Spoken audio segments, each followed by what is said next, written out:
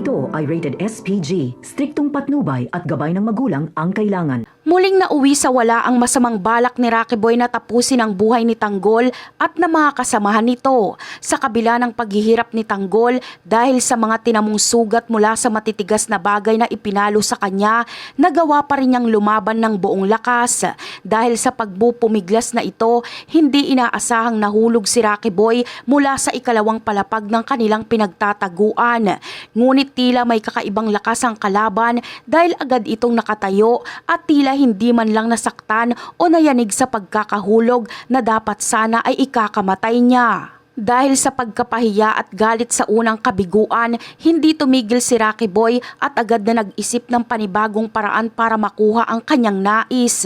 Sa pagkakataong ito, hindi na dahas ang kanyang gagamitin kundi isang traidor na paraan sa pamamagitan ng paglalason. Naisip niyang ito ang pinakamabilis na paraan para tuluyan ng mawala si Tanggol nang hindi siya nahihirapan sa pakikipag-away.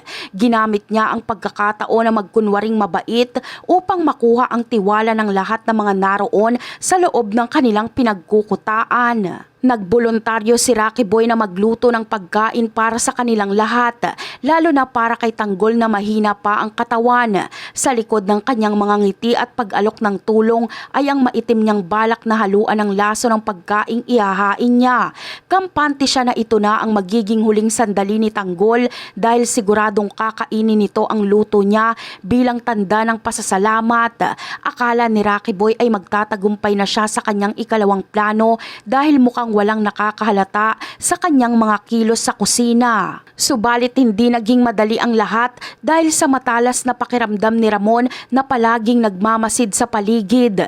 Dahil sa malakas na kutob at hinala sa biglaang pagbabago ng ugali ni Rocky Boy, lihim na sinubaybayan ni Ramon ang bawat galaw nito habang naghahanda ng pagkain. Hindi nakaligtas sa paningin ni Ramon ang tangkang paglalagay ng lason sa kakainin ni Tanggol.